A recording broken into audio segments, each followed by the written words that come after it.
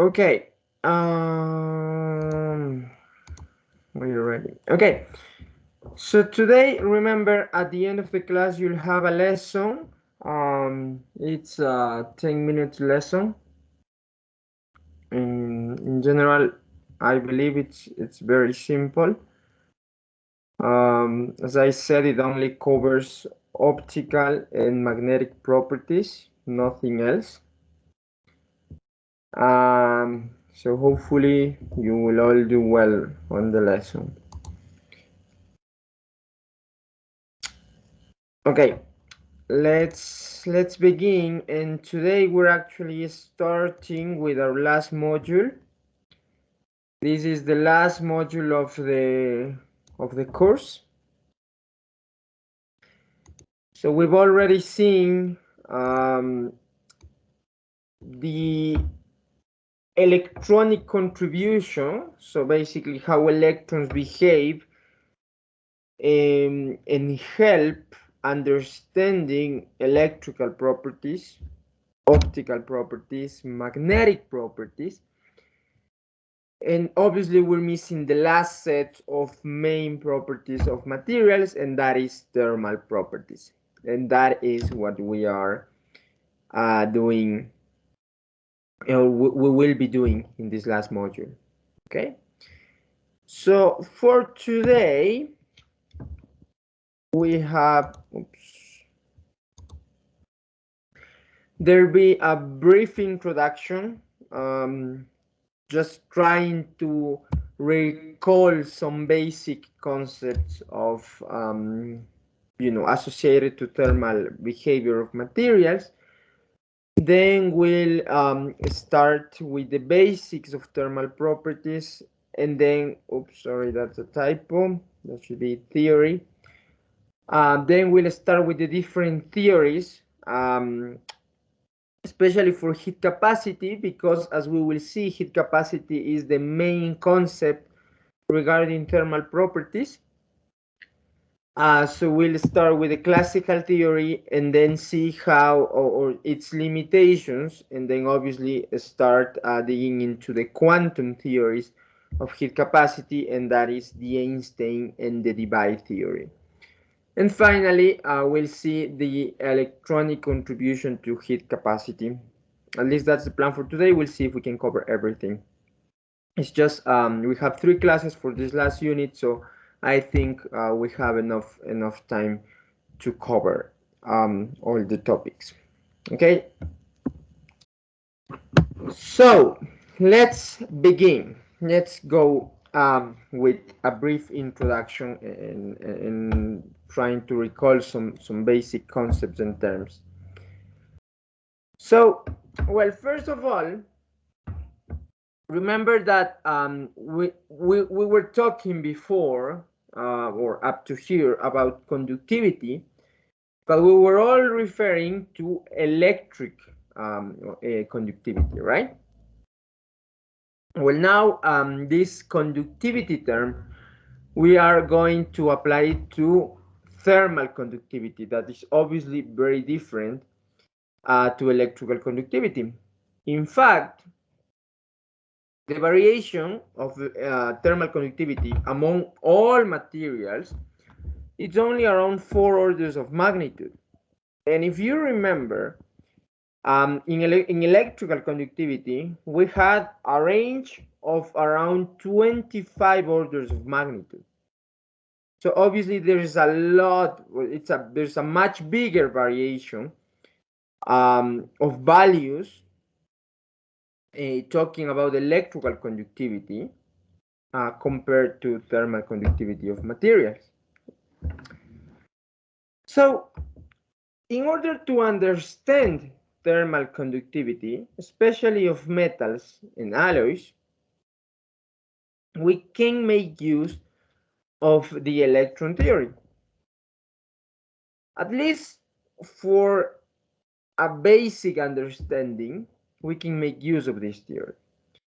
That is, we have free electrons, right, in, let's say, a hot part of a metal bar or of an object in general. And that hot part can pick up energy, right, by all the interactions that we have in the vibrating atoms.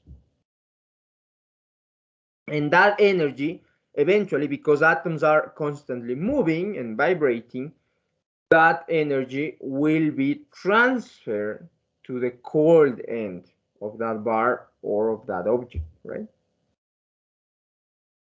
So in a basic, very basic understanding of thermal conductivity, especially in metals and alloys, we can say yes, free electrons are the ones that sort of carry that energy that is present in a hot part of an object and transfer it to the cold end of the object. Now, what happens in insulators where we obviously don't, or even semiconductors where we don't have any free electrons?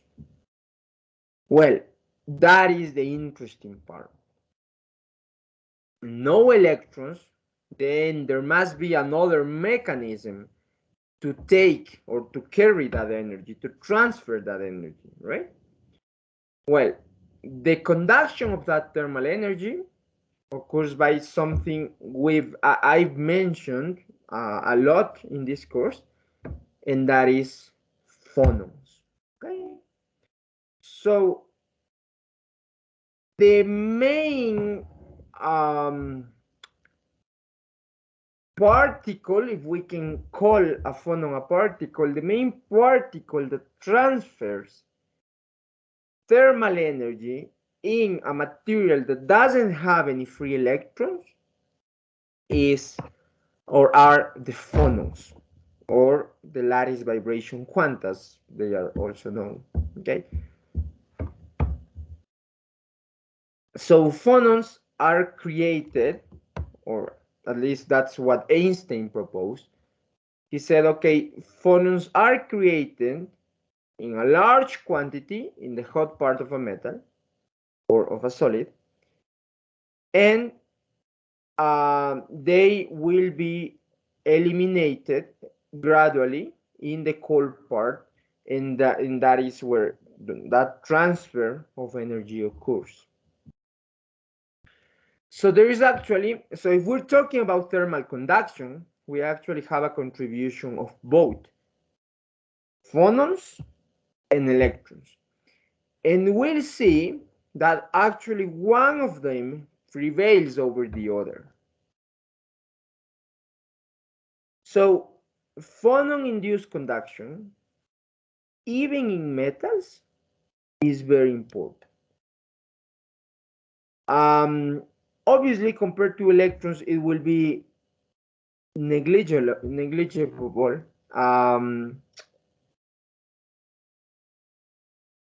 But it's still relevant. And in other materials, it's a lot more important. Okay. So you can see here in this small graph the variation of thermal conductivity in different materials, right? We have the material with the highest thermal conductivity, that is diamond, that has around 10 to the cube, compared to the poorest thermal conductors that are in around 10 to the negative 2, right? So we see the variation of 4 or 5 to 5 orders of magnitude, and that's the maximum, right? As I said.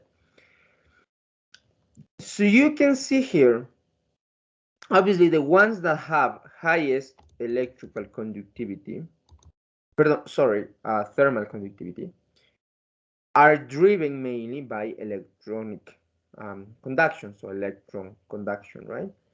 But we do have an important contribution for phonons, even, again, in those materials where electronic conduction prevails. And there is a rule of thumb. It doesn't apply to every material, but there is a rule of thumb. Usually, good electrical conductors are good heat conductors. Usually, it doesn't apply to all materials, but yes, that is almost always true. Okay. Actually, there's a ratio between heat conductivity or thermal conductivity and electrical conductivity. And especially for metals, which obviously are usually good heat conductors and good electrical conductors, that ratio is given by a constant. Okay, so thermal conductivity is important, but there is actually another property that is even more relevant from every single point of view, and that is especially, from a market point of view, and it's obviously also kind of related to thermal conductivity, and that is the specific heat capacity, or just in general, the heat capacity. And we'll see that in the next slide. Okay, so let's go actually to that property. The heat capacity, and we know we have two different versions of it, the specific heat capacity and the molar heat capacity. So let's I'm sure you've probably seen this example. Let's consider we have two substances, right? Both have the same mass, but they obviously have different values for their specific heat capacities. And obviously, because of that, they will require different amounts of thermal energy to reach the same temperature. So remember, the heat capacity kind of determines how much heat, so how much thermal energy I need to apply to an object or to a material in order to reach a given temperature. So that is the heat capacity, how much energy I need to put in my material in order for it to reach a given temperature. So let's compare water and copper, for example. Which of them needs more energy to reach a given temperature? So let's say to reach, I don't know, whatever, to reach 300 Kelvin. Which of them needs more energy, water or copper? Water. Water needs more energy. So what does that mean? Does it have a higher heat capacity or a lower heat capacity? A higher heat capacity since it needs more energy. Yes. Water actually has a relatively high or very high specific heat capacity. And because of that, so if it has a high heat capacity, that means it needs actually a high amount of energy. So it needs more energy to reach a given temperature than copper, which obviously has a small heat capacity. Okay. So these, very basic concepts from like your first semesters.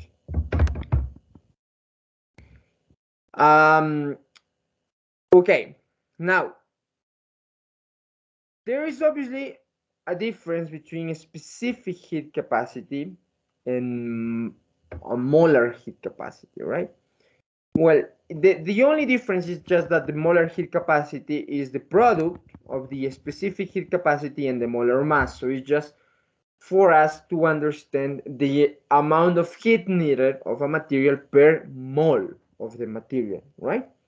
So that's just the difference. Instead of a per gram of the material, we need the value. This value is given per mole of the material, which obviously sometimes is a lot more useful in order to compare different materials. Now, you can see here the specific heat capacity versus temperature. And we can see that it does depend on temperature. So there is a relation between heat capacity and temperature, and it's not constant, as we can see. So actually, there are different models or different theories that try to model these observations of dependency on temperature of the heat capacity. For example, look, the solid line is the experimental. The one that you see X, that's the experimental. So whenever you go and measure the experimental, or experimentally, the values of heat capacity versus temperature. So you can see the classical theory, and we'll study this in a bit. It's just constant, right? Just a value. So not very useful. The electronic contribution. So a heat capacity only dominated by electrons. See, quite far from it.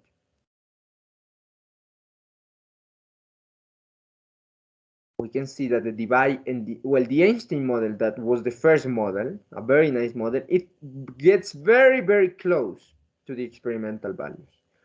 And there's the refined Einstein model, and that was proposed by Debye, which, as you can see, it's basically exactly the same as the experimental observations. So we'll discuss these models in a bit. Okay.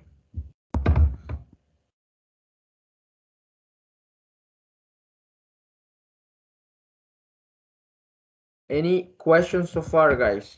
Is everything clear?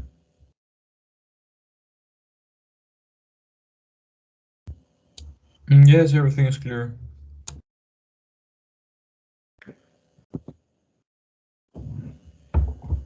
Okay. So let's go to thermodynamics. Let's go to the basics of thermodynamics. We all know that if I bring together two bodies that have different temperatures, and even if I don't put them in contact, even if I just get them relatively close to each other, there will be a flow of heat. So that means energy will be transferred from the hotter object to the cooler object.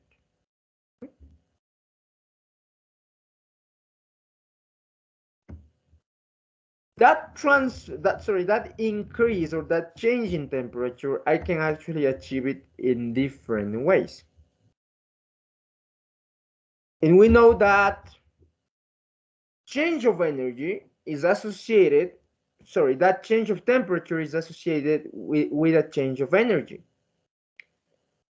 And that change of energy can be represented by the first law of thermodynamics.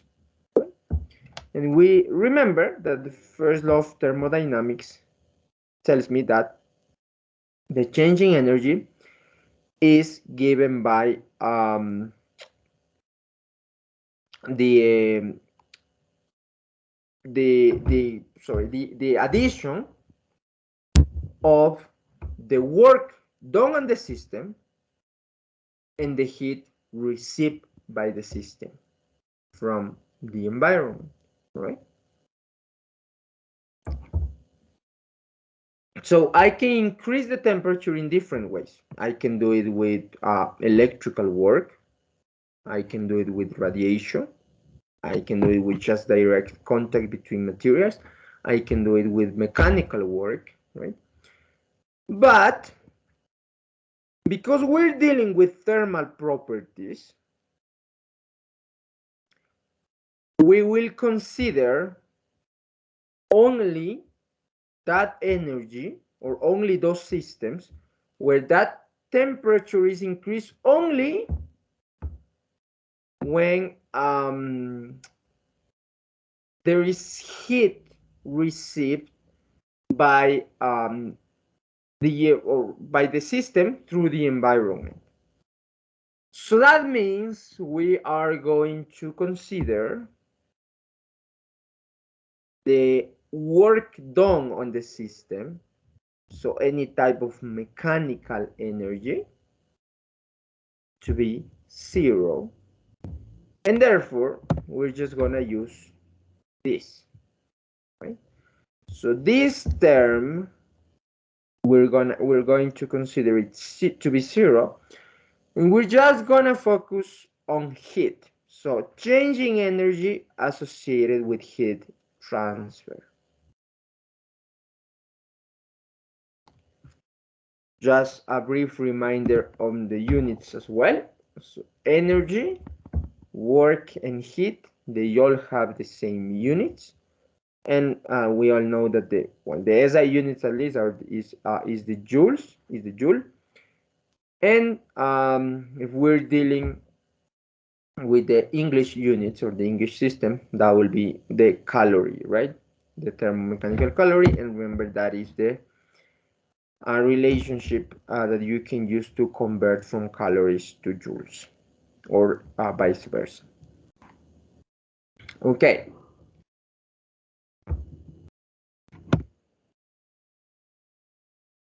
So as I said, the main focus here, and that is because also theories, there are that, quantum theories and even classical theories deal with this concept that is heat capacity. And is again, this concept will be the main focus on this whole chapter because it's very, very relevant for a lot of applications. So we already said the heat capacity is the amount of heat that needs to be transferred to a substance in order to raise its temperature by a certain temperature interval, right? So that means the units of heat capacity will be joules per Kelvin, right? Because it's the amount of heat, joules per temperature, so that's Kelvin, right? And we actually have different versions of heat capacity, but there are two main ones, and I will say even probably the most important one is the one at constant volume, so heat capacity at constant volume. And there is also, and the other kind of relevant too, is the heat capacity at constant pressure. So the heat capacity at constant volume is immediately obtained from the energy of the system, so relatively easy to obtain.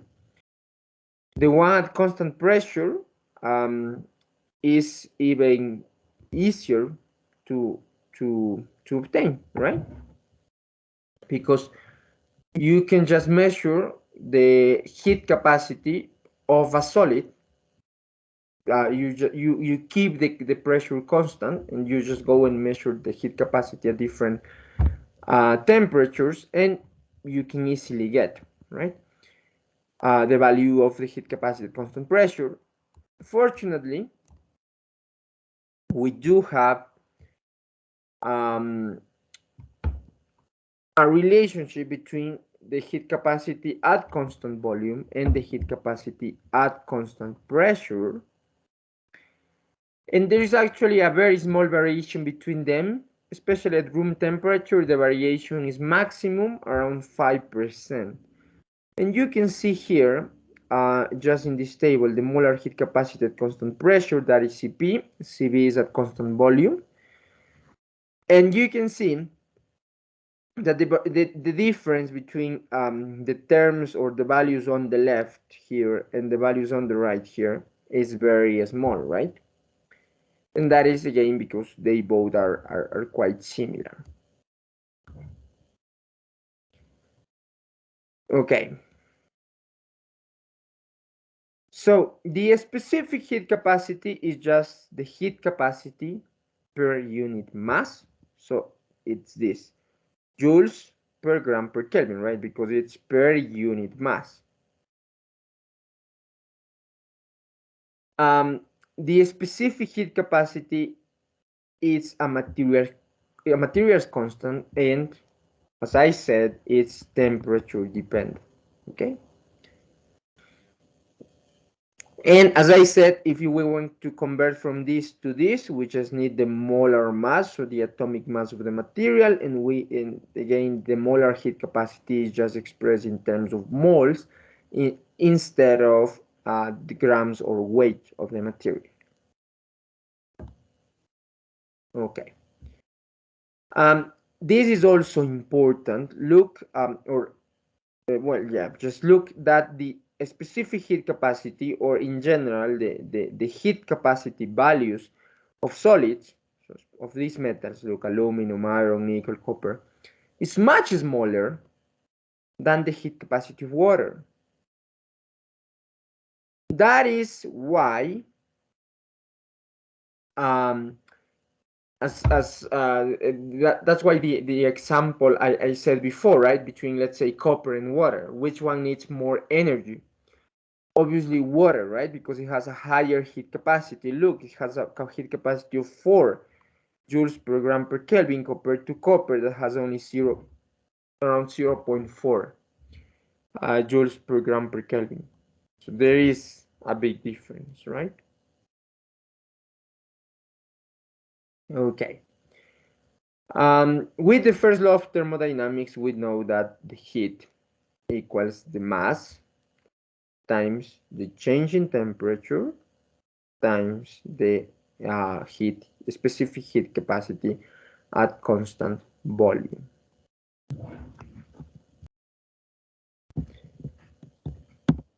Okay. Well, here is the other important one that I said, the heat capacity per mole. I think you already understand that, right?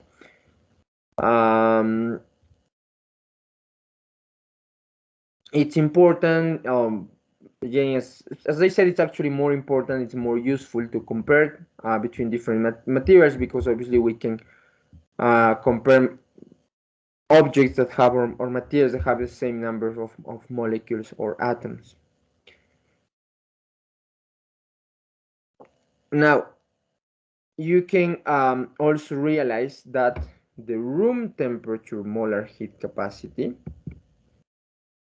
if you see here, the room temperature molar heat capacity around constant volume, or sorry, at constant volume, is actually around 25, right? And you can see that from here. Look what happens. This was actually a discovery made by Dulong and Petit. They said that actually, or well, they measured the heat capacities, the molar heat capacities for a lot of different materials at room temperature. And they said, oh, actually, most of the materials have a value around 25. Right? Look at lead, look at, once it reaches around 300 Kelvin, that is around room temperature, right? Look, they all have a value very close to 25, and you can see also, you can see that from the table as well. Look, values kind of close to 25, right? Well, except for carbon or graphite, right? You can see it's a much smaller value.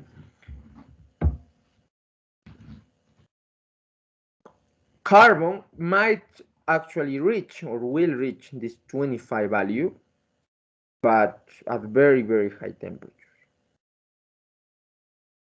So that's very interesting, because we'll see there's actually a model that predicts this, that says, oh, actually, the heat capacity of materials is 25.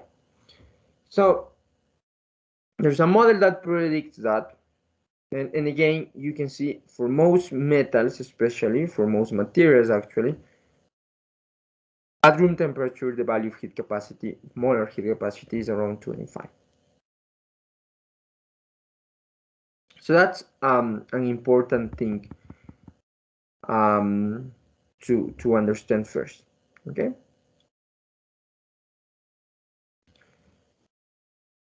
Now you can also see that all heat capacities are zero when I have 0 Kelvin, or when I'm at 0 Kelvin. And you can see that in the graph too.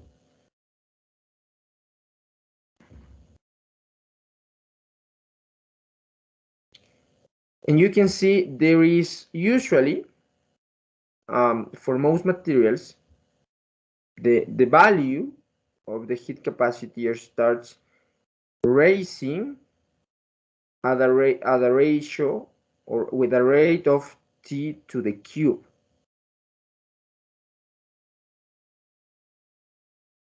And they reach around, or this is also a law and an observation, that they reach 90% of their final value when they are at their divide temperature. Okay, and we'll see this in a bit. We'll see this in more detail. So let's, for example, look at lead. Okay, look at lead and look 95 Kelvin. That's around here, right? You can see, you can make a line here around 95 Kelvin, and you can see, yes, the value of lead, sorry, the value of molar heat capacity of lead at around 95 Kelvin, and that is their divide temp, that's its divide temperature. It's what, 23 point ish, 24 point, maybe 24, let's say. So it's 90% of the final value. That final value again will be 25, right? Let's look at aluminum, for example. Aluminum obviously has a much higher divide temperature. Aluminum reaches 90%, 96% of the final value at around 375, so around here.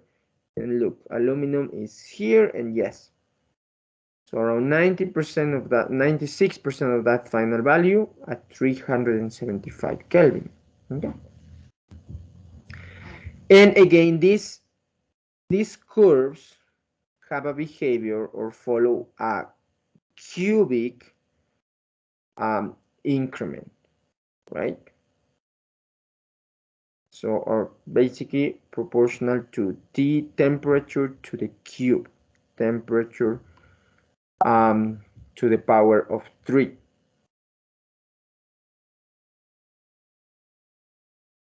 Okay, any questions so far, guys?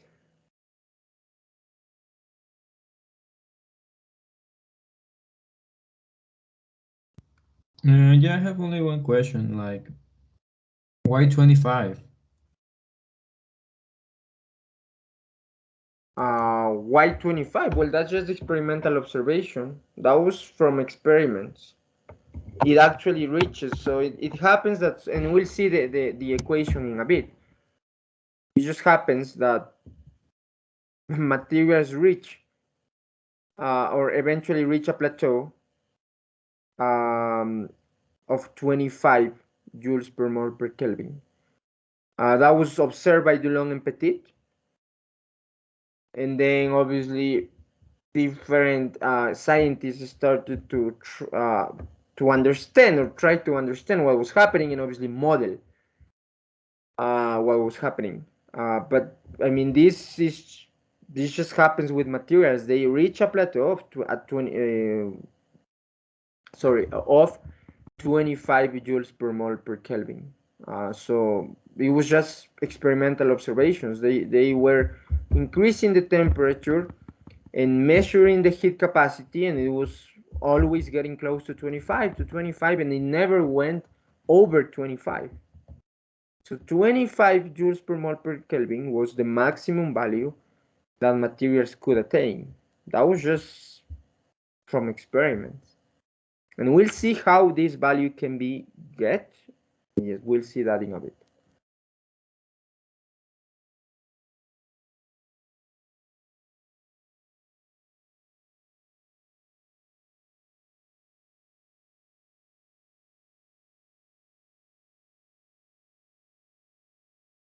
Okay.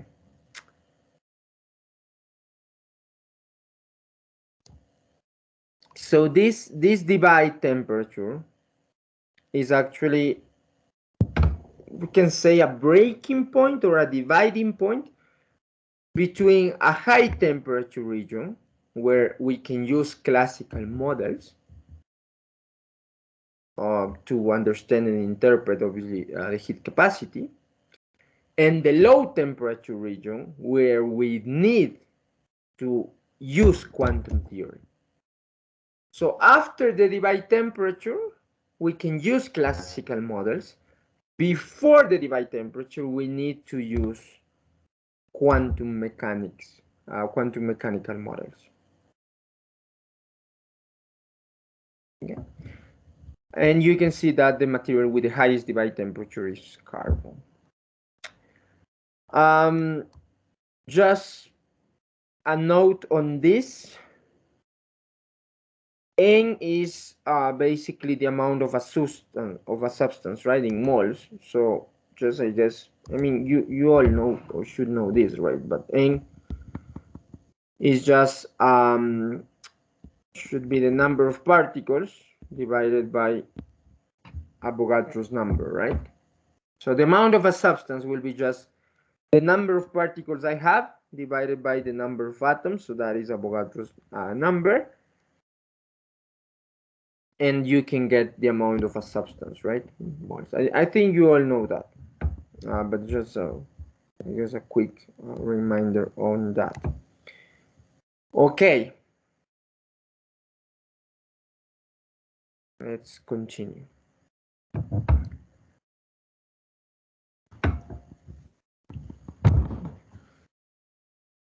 Let's also or let's come back to thermal conductivity. Okay. Again, thermal conduction is nothing more than just transfer of thermal energy from a hot object to a cold object when these objects get close enough or in contact. And the proportionality constant for that transfer of energy is called the thermal conductivity, right? So thermal conductivity has units of watts per meter per Kelvin or joules per second per meter per Kelvin, right? Remember, joules per second is watts, right? This is a watt. Okay. So look at the values in the table there. What can you see? Well, you can see that the thermal conductivity decreases slightly, or actually, sorry, this is not the table. The thermal conductivity decreases slightly with increasing temperature, such as it happens with electrical conductivity, right? For especially for metals, remember, when we increase temperature, we see a decrease in electrical conductivity, while it happens the same in materials. Sorry, in thermal conductivity, in thermal conduction. If I increase the temperature, the thermal conductivity will decrease slightly. Okay. So, for example, copper. Um, for copper, if I increase the temperature, let's say, of from, let's say, 300 Kelvin to 1300 Kelvin, we'll see a decrease of around 20% in thermal conductivity. Whereas in iron, for that same 1000 degrees interval, there will be only a reduction of 10%.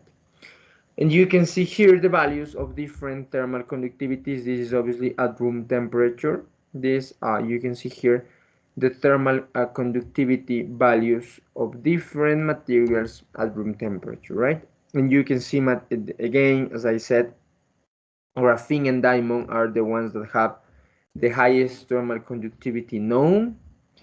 And then we have a lot of metals that usually, as I said, are good good electrical conductors. They are also good heat conductors, and you can see there, right? Silver, copper, aluminum, they're all very good conductors. electrical conductors, and as you can see, they're also good heat conductors, right? And then we have a poor electrical conductors that are also poor heat conductors. You can see they're concrete, soda lime, glass, water, wood, Teflon, cork, glass wool, and obviously the worst air, right? Okay, any questions here, guys? Is everything clear so far?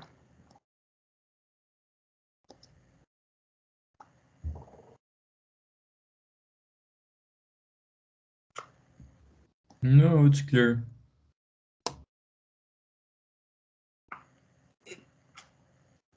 Okay.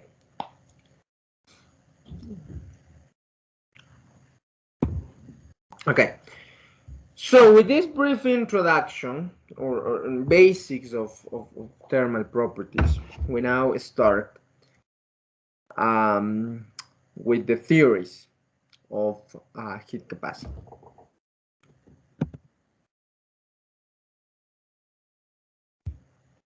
And let's go with the classical theory first. Okay. So let's use again the analogy of an atom, or let's again consider an atom to be a spring. Okay. So an atom basically will be, or we will consider it an atom, a sphere that is held at its side by two springs. So we have a sphere, two springs, one on each side, and the sphere held there. That is, or we're gonna consider that as an atom. So we know that or those springs have or are harmonic oscillators, right? So the thermal energy that this harmonic oscillator can absorb is proportional to the absolute temperature that we have in the environment. So the energy is proportional to the temperature, right, that we have in the environment. But obviously there is a proportionality factor, and that proportionality factor is the Boltzmann constant, and that is, discovered or that was discovered empirically. Okay. So harmonic oscillators, so springs moving, absorbing energy, that energy is proportional to the temperature in the environment. And there is a proportionality constant, and that is the Boltzmann constant. So the average energy of the oscillator will be this, right? The Boltzmann constant times temperature. So, and that happens with atoms, right?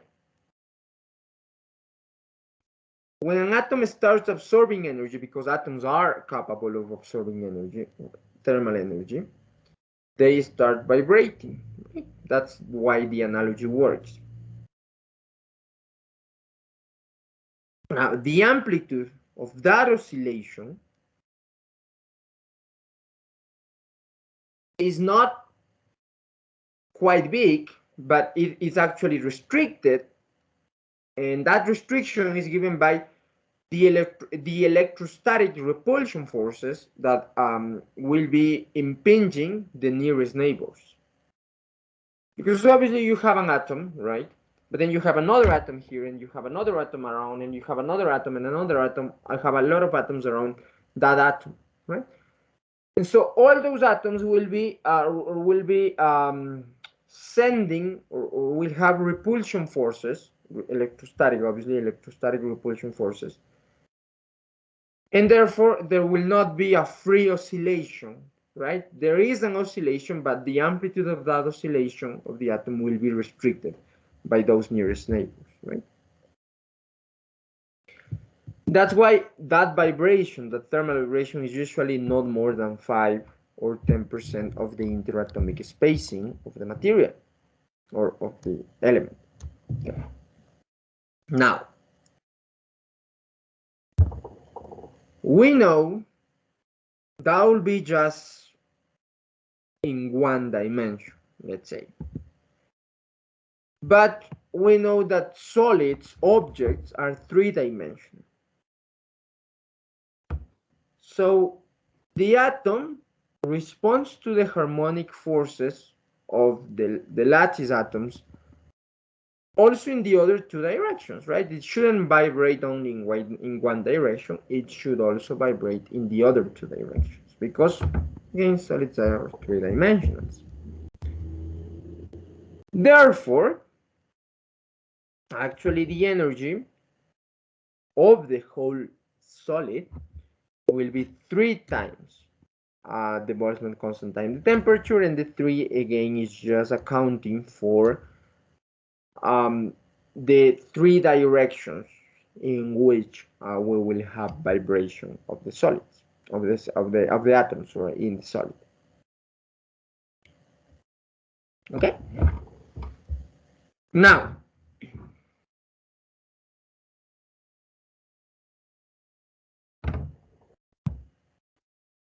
let's go and work with these equations and other basic equations and try to derive the final equation of that determines this classical theory. So we know the value. You know what this is, right? What is this, guys? Do you remember? How is this called?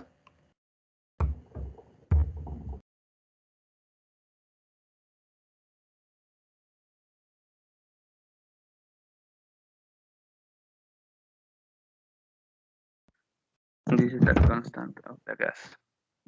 Yes, Universal constant. it's the ideal gas constant, right? Remember that you see that in high school. And I don't know if you knew this. I'm not sure, but if you didn't, well, this value, the 8.314, it actually comes from the product of the Boltzmann constant times the Avogadro's number, right?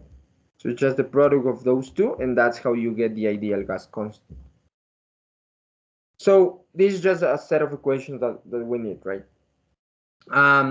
This law, you guys remember this law?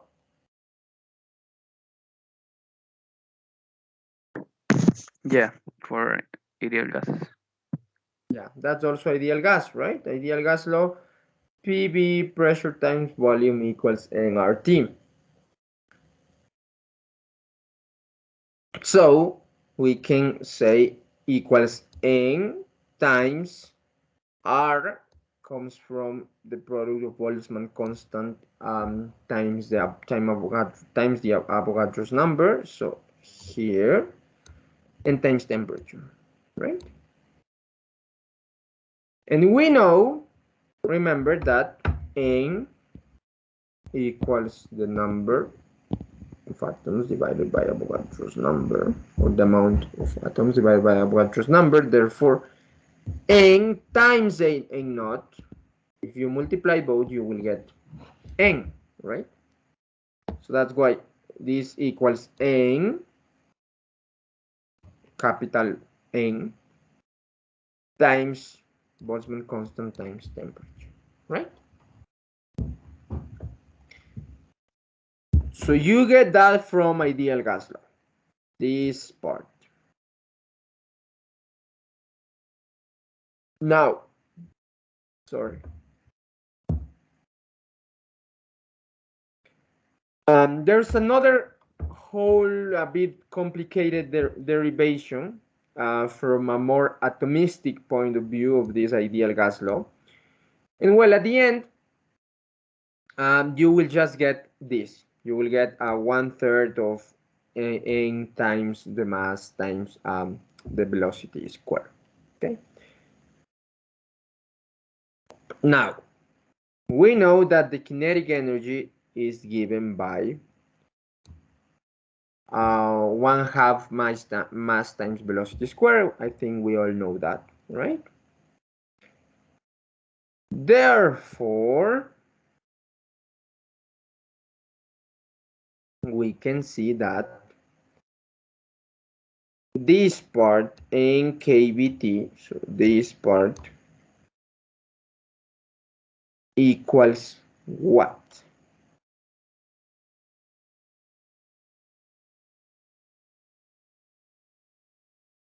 Let me delete now all this.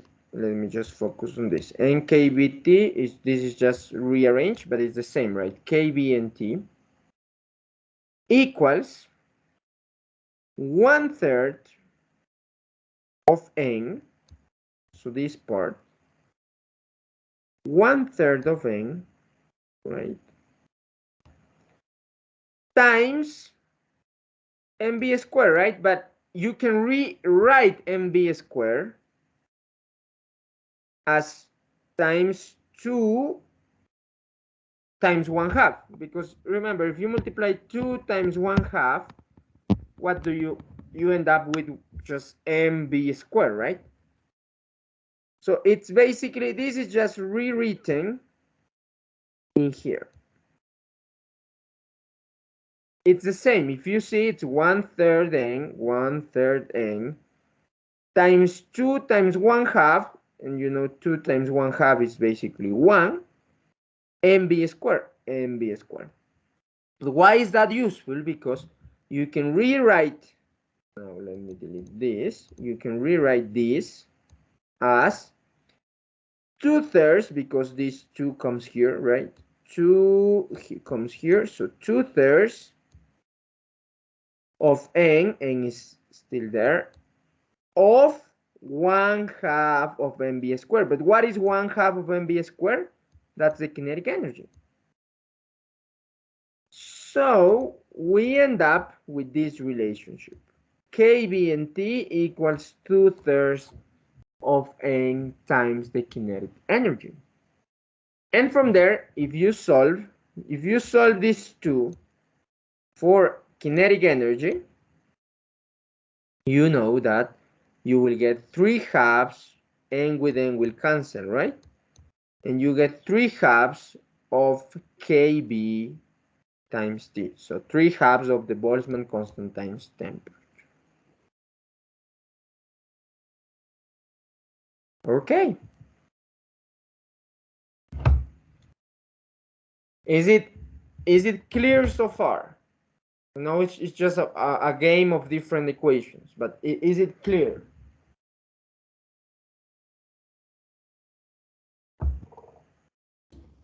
Yeah, sure. Okay. Now, we know that each elastic vibration in a solid involves also potential energy, right? Not only kinetic energy, also potential energy. Therefore, the total energy, we can say, well, it's just 2 times, because of the potential energy, just 2 times all this. All this value I got here will be just 2 times that, and that will be the total energy of the system. Because I'm accounting for the other type of energy that will be the potential energy.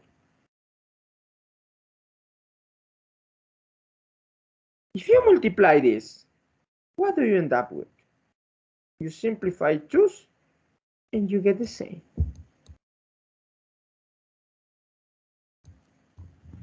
The same equation. Energy equals 3 times the Boltzmann constant times temperature. And this is because, in theory, the potential energy should have the same average magnitude than the kinetic energy. Therefore, that's why I multiply times 2, right? Because the potential energy, in theory, should have the same, at least average value that the kinetic energy.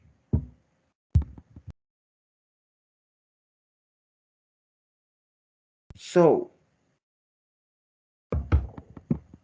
you can see that with either method, right, just with the simple harmonic oscillator method, or with a bit more involved method using equations and ideal gas law. And also, I forgot to say this, why are we using the ideal gas law? Because at least in this classical theory, we are considering electrons to behave like in a gas, so free electrons, right? So that's why we can use that, because in this classical theory, electrons are moving freely. They're like in a gas, like free electrons.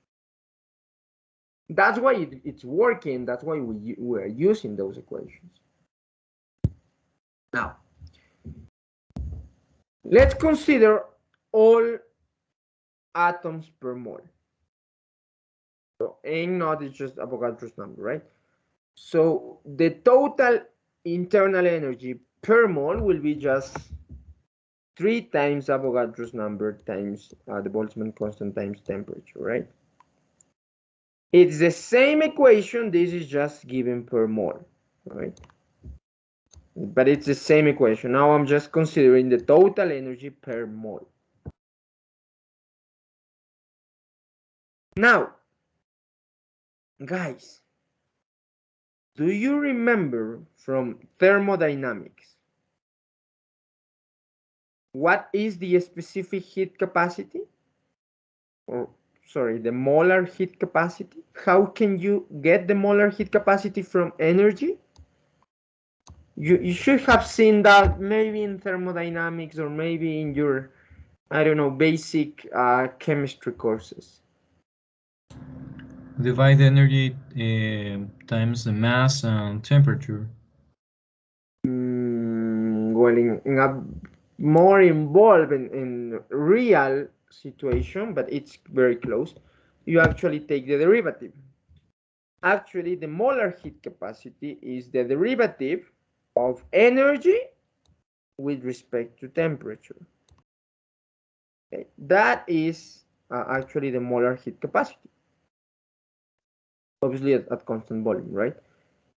So if you take the derivative of energy with respect to temperature, so this, you differentiate that with respect to temperature, and obviously you get just 3 N naught kb, right?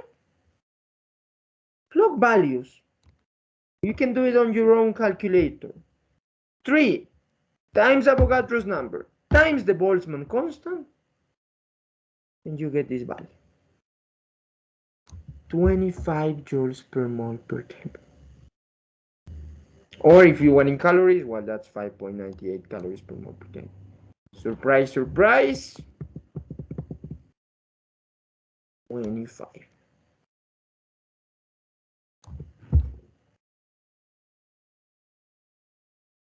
Again, it works after the divide temperature. That's why we're using this classical model. Because remember, after the divide temperature, we are considering the material as a free electron, or we're considering free electrons, so like electrons behaving a gas. And that's why it works. But again, this classical model, and you can see it only works after the divide temperature. So, and that's why it's called the classical theory, because here, you see, there's no dependence of the specific heat capacity, sorry, the molar heat capacity on temperature. There is no dependence. Look, the equation is just 3 times N naught times kb. Temperature doesn't appear. And that's why, if you remember,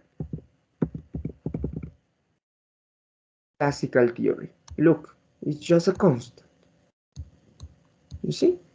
The classical theory dictates no dependence of molar heat capacity on temperature. It's just a constant.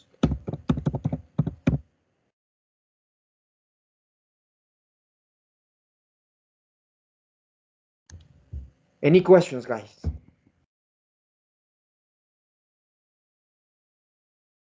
So you can see this is quite in agreement with the experimental observations of the molar heat capacity at high temperature, right?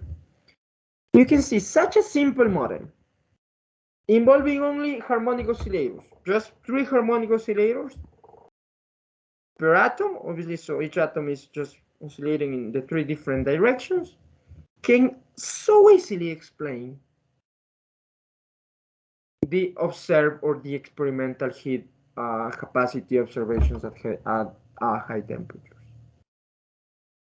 But again, you can see, right, a shortcoming, and it is that this theory, well, even though it's simple and it explains the observations, but only at high temperature, so after the divide temperature. But there is no really dependence on this equation, at least, or on this model of the heat capacity on temperature.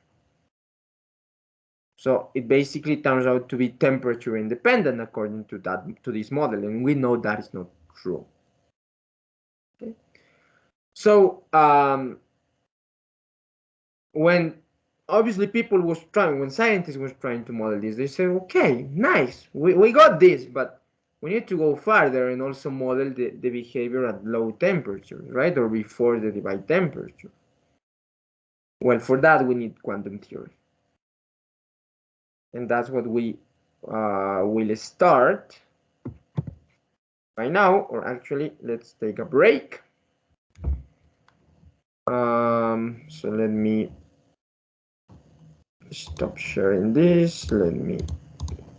Okay, any questions so far, by the way, guys? Is everything clear so far?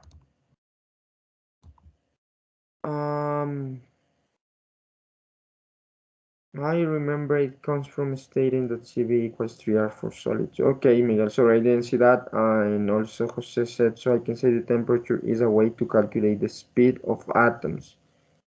Because in the last equation, kinetic energy, the temperature is related with the kinetic energy. So you can say the temperature is a way to calculate the speed of atoms.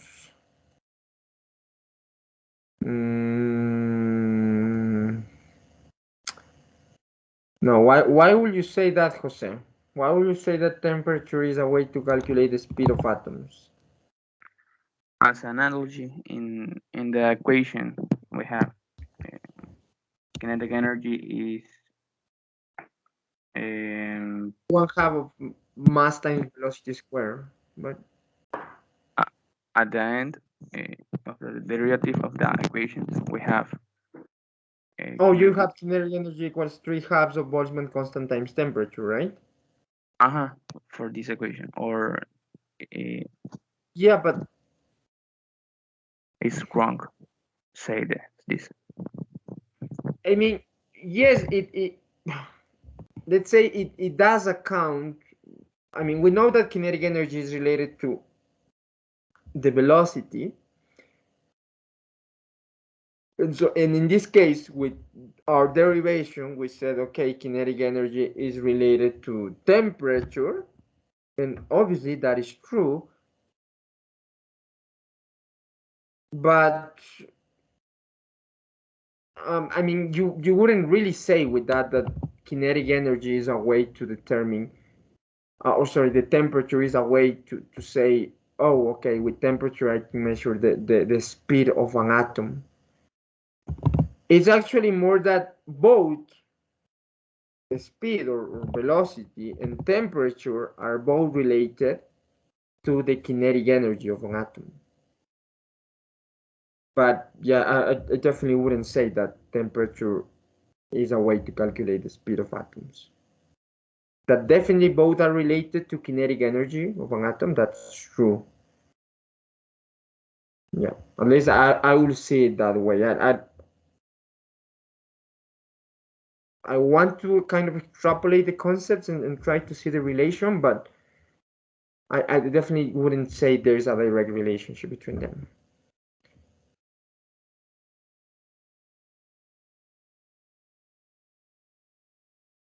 Okay.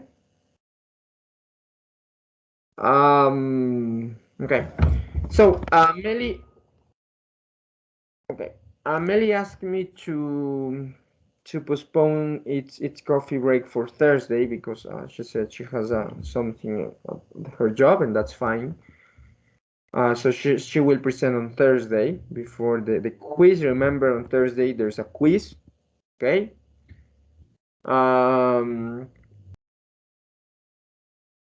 we have the tutorial, there will be the coffee break, and there will be a quiz at the end, okay? So I'm just gonna do okay, who's missing, guys, actually, before actually doing the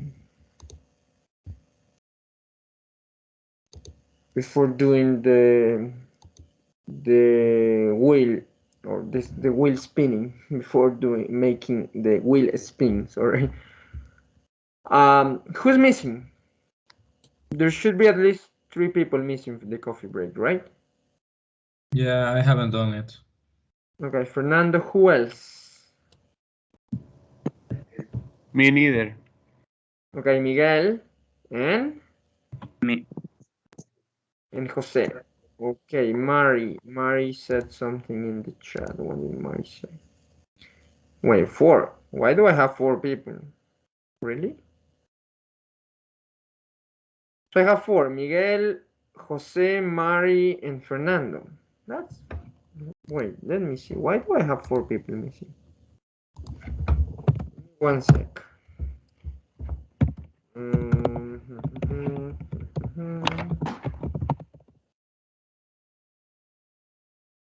I have the web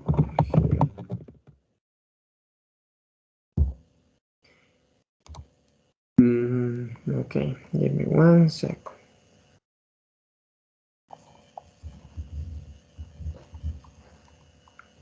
So 1, 2, 3, 4, 5, 6, 7, 8, 9.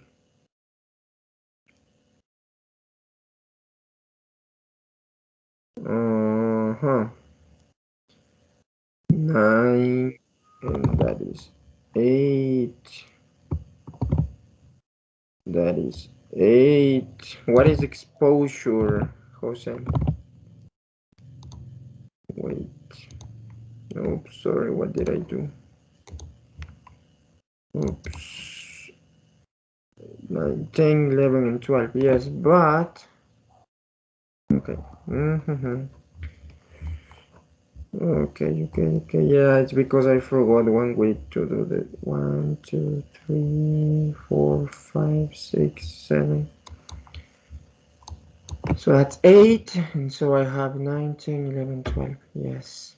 Okay. Okay. So we have 3 weeks left, or actually 2 weeks left. Sorry. Yeah. Yeah, I guess because we have enough time, so we'll just have 2 people presenting each week. It won't be in pairs. You will have to do your own presentation. We have enough time, I believe, because we have 2 more weeks. So yeah, I think it's enough time. Everyone will present their own topic, and it will be 2 per week. So let's actually define who are the ones that will be presenting next week. Oops, sorry. Get out of here. Oh, come on. Get out of here. Oops.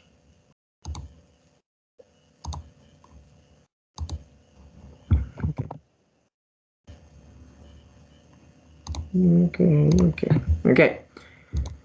So let's see. So next week, I remember, Melly, you present on Monday. Sorry, on Thursday. Oh, sorry. We need to eliminate Melly. Get out of here. Bye. Let's spin it. Okay. Giovanni already did it.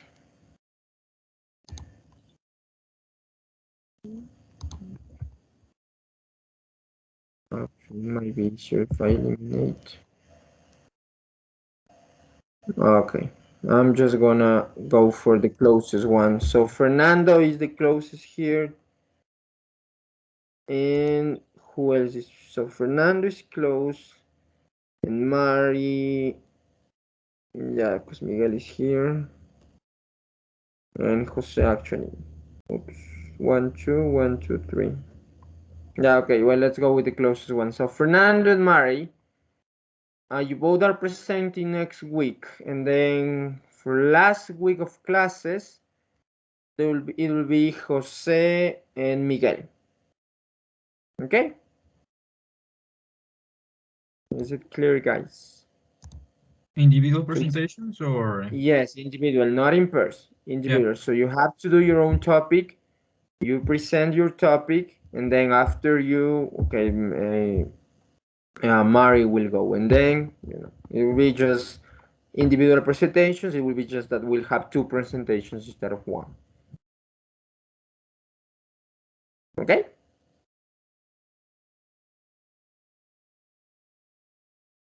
Thumbs up. Is it clear? Yep, it's clear. Okay. Oopsie. Okay. I should say it's clear. Okay. Great. So let's continue then with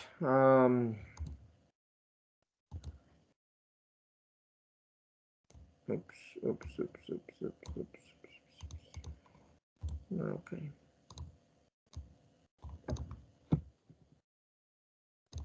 Okay. So let's actually now try to model or understand what happens before the divide temperature, right? Because so when the heat capacity is actually dependent on temperature.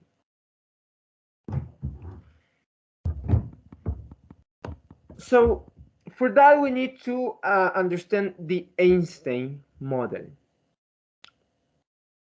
So Einstein said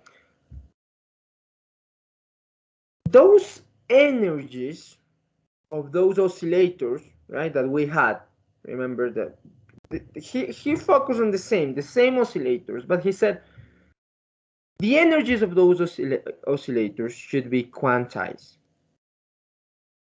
So that means only certain vibrational modes should be allowed, such as we had with certain allowed energy state of electrons. So remember when we had the energy levels? So Einstein said the same. Only certain vibrational modes should be allowed. And therefore we have a quantization of the energies of the class of the oscillators. So those vibrations that we're talking about,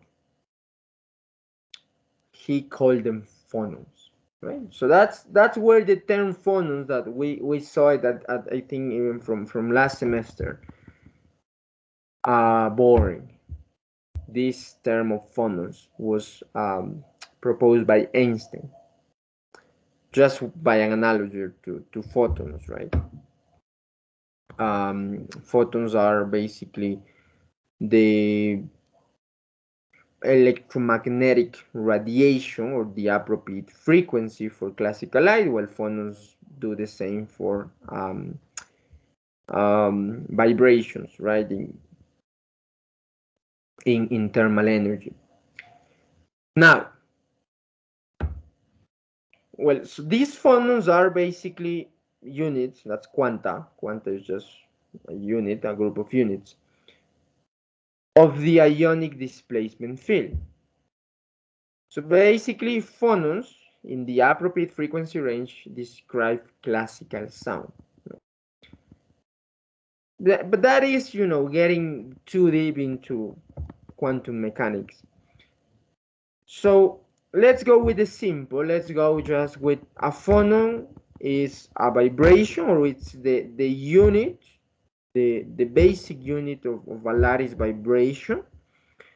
And so, or therefore, it describes the particle nature of an oscillator. So basically, it models or it helps modeling an oscillator as a particle. That's why a phonon or the concept of phonon was created. It's just to try to model or understand an oscillator as a particle.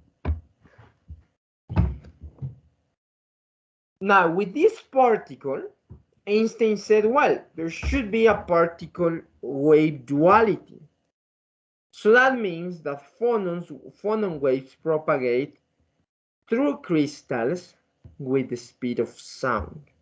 So phonons are not electromagnetic waves, they are actually elastic waves. And that makes sense, right? Because we're talking about, or we made the analogy with a harmonic oscillator, with a spring, right? So they are elastic. So that's why phonons are elastic waves. And they are vibrating in different modes, right? Longitudinal or transversal modes. So, such as we did with electrons, we can describe phonons in terms of band diagrams. And remember, with that, or with the band diagrams concept, we derive the density of states or the beryllium zones. Well, we can use sort of the same concepts to describe phonons. Obviously, with certain difference. For example, the energy in a band diagram of an electron is replaced by a phonon band diagram by the vibrational frequency. So we don't have energy now, or we don't care about energy. Now we now care about vibrational frequency, right? Of the phonon. Also the branches in the phonon band diagram, as we'll see, they are sinusoidal. If you remember, in the free electron case, they were parabolic, right? And obviously we don't have any more conduction or valence bands. Actually, in the phonon band diagram, we have acoustic and optical bands. And that's just because the frequency range in which the branches are, right? So the valence band is called an acoustic band, and the conduction band is called an optical band. It's just because they are in those ranges, right, of frequency. And we don't have a density of modes now, or states. We now have a we don't have a density of states. Now we have a density of vibrational modes. And that is given by d omega. Okay, remember omega is the vibrational frequency of the phonon, and you have here the equation, right?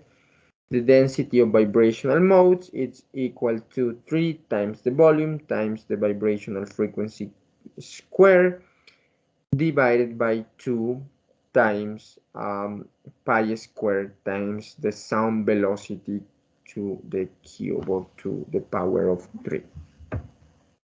Okay?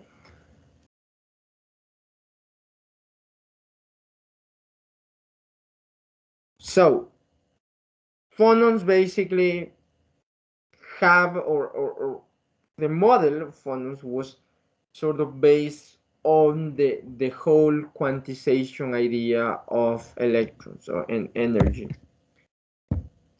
Now,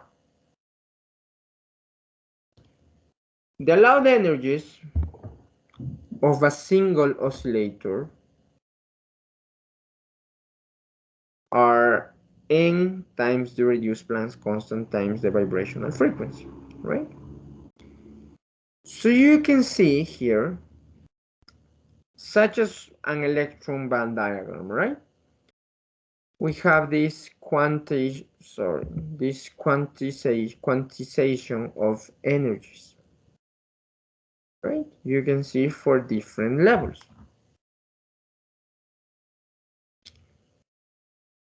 Now, there is an important difference between phonons and electrons. Remember that the number of electrons is constant, whereas the number of phonons is not constant. Phonons are created by raising the temperature and eliminated by lowering it. So if I increase the temperature, I will create phonons. If I reduce the temperature, I will eliminate phonons. So phonons are not, they're not a constant number. They are changing according to temperature, whereas electrons, we know they have a constant number, right? So Einstein said, okay, With increasing temperature, more and more phonons are created. Obviously, each of them will have the same energy. So Planck's constant time, or well, reduced Planck's constant times the vibrational frequency. So if they have the same energy, therefore they will have the same frequency of vibration, right? And so the average number of phonons is given by statistics, and it's given by this equation. That, if you see, is actually quite similar to the Fermi distribution function. If you compare this equation to the Fermi distribution function, it's very similar, right? So this is well, obviously the equation derived from statistics that allows me to get the average number of phonons at a given temperature, right? Now, what will happen at high phonon energies?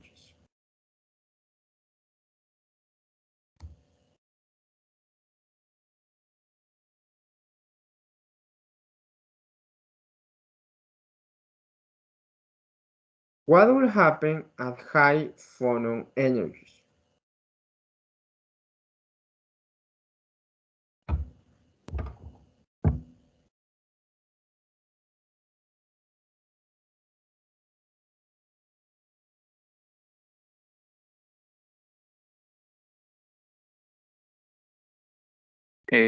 The average number of phonons decrease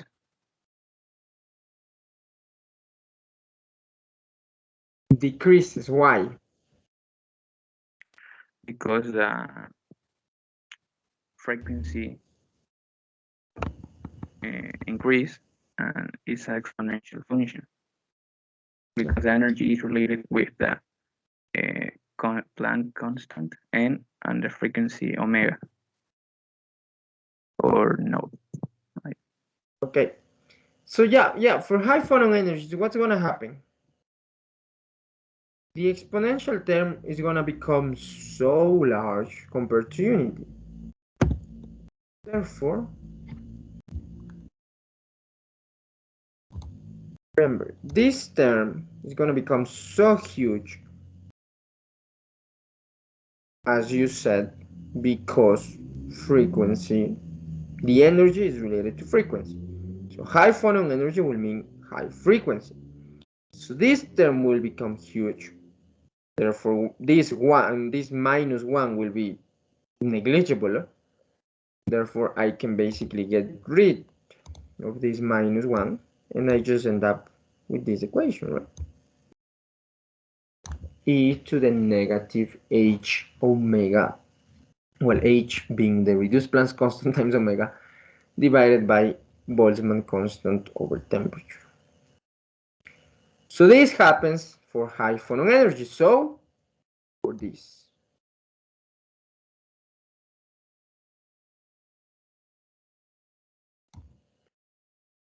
when I have low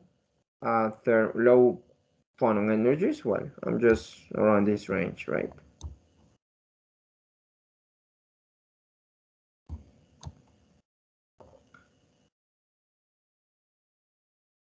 You can also see what happens when the temperature approaches zero.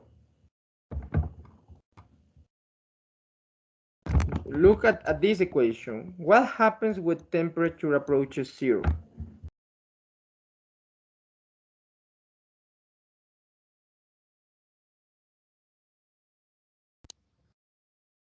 Then the average number of phonons will be 0 too.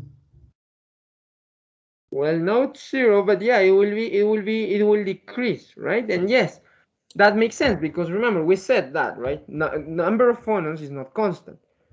At low temperatures, it actually should diminish, right? It should be lower. So if temperature approaches zero, well, this whole term, or well, this term becomes huge, right? This term.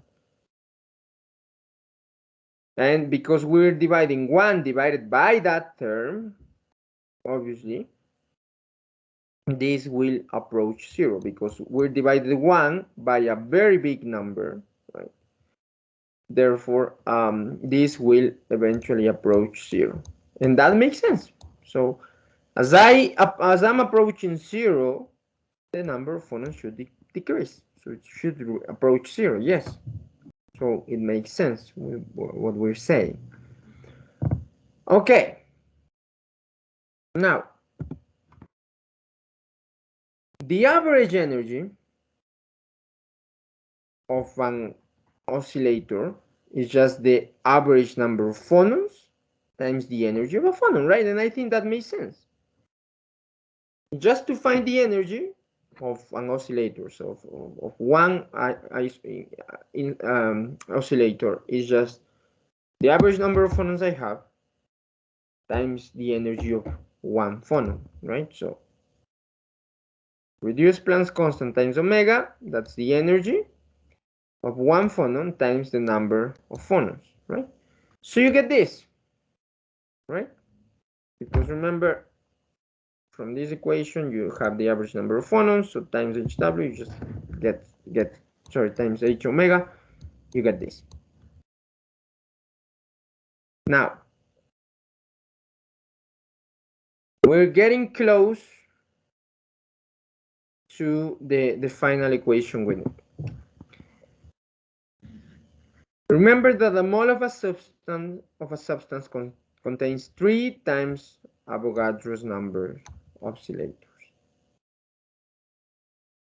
So the thermal energy per mole will be just, well, the energy of the oscillator,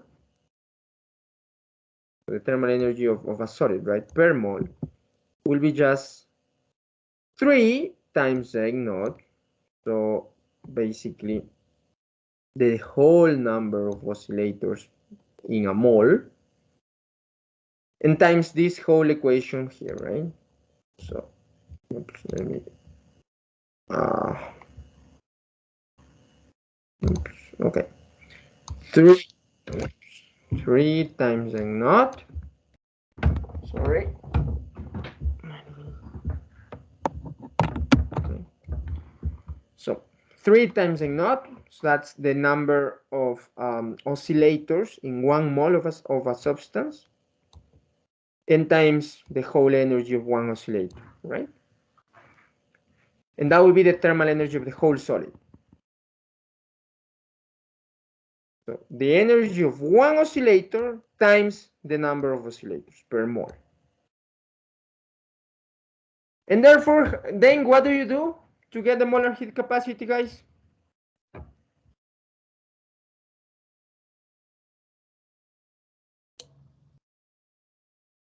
Derive the equation. Yes, you differentiate of this energy equation with respect to temperature. Well, you can do the differentiation on your own, and you will get this. And that is the molar heat capacity with the Einstein model. Now you can see different things here. Let's first see large temperature regions. For large temperatures, we know that E of x equals 1 plus x, right? If you do that and replace the values, you will get Cv equals 3 n naught Kv. So you will get just this. Okay, so if we're at large temperatures, you can apply this. I think you know this from maths or from calculus. When T is gonna be large, e to the x equals 1 plus x. So you can replace all the values and you'll just end up with this 3 n naught Kv. And you guys remember what's 3 n naught kb.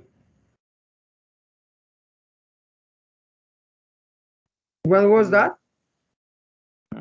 R? Well, 3 times r, so that's a 25, right? Oh, yeah. 3 times, yeah, so that's the 25 value we got, remember? That's the 25 value, and so it makes sense. First of all, now we can see that Einstein, first of all, this model, at high temperatures, it gets, or it allows me to get the constant value at high temperature that was 25. So that's, first of all, perfect. So it can reach the Dulong and Petit value that was observed by them, the 25 value. Now, what happens when T is small? So when T is around 0 or close to 0, or in general when we have a small value of T. Well, if T is really approaching 0, I think you can see from the equations, if T is getting close to 0, well, the heat capacity also approaches 0, right? You can see from the equations, if this becomes or is getting close to 0, well, this whole term is going to be huge, right? And it's square, so that's huge. So this term is going to be infinitely small, right? And this term also. So you can see from the equation that eventually the molar heat capacity will be 0, and that makes sense. Now, let's go to, let's say, intermediate temperatures. So not very close to 0, not so high. So in that range around or just before the divide temperature. So we can see the Einstein theory predicts an exponential reduction, right? Or an exponential dependence of the constant or the heat capacity with respect to temperature. You can see it's exponential, right? And here we can say, okay, it's a t squared. But remember, I said actually the perfect model is the one that predicts a t to the cube dependence, right? So in this case, the Einstein model predicts an exponential and a t to the square. So there is a small discrepancy, and that's why if you remember this graph, Einstein model is very close to the experimental one, but you see there is a small difference, right? And that is because of the exponential prediction and the t to the square prediction. And that was refined by Debye, and we'll see that next class. Any questions, guys?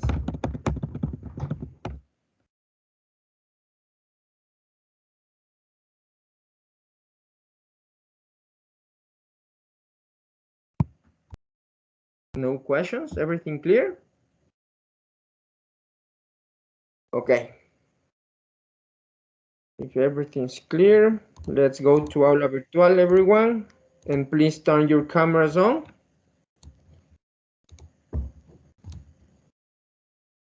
Please, everyone, go to Aula Virtual and turn your cameras on.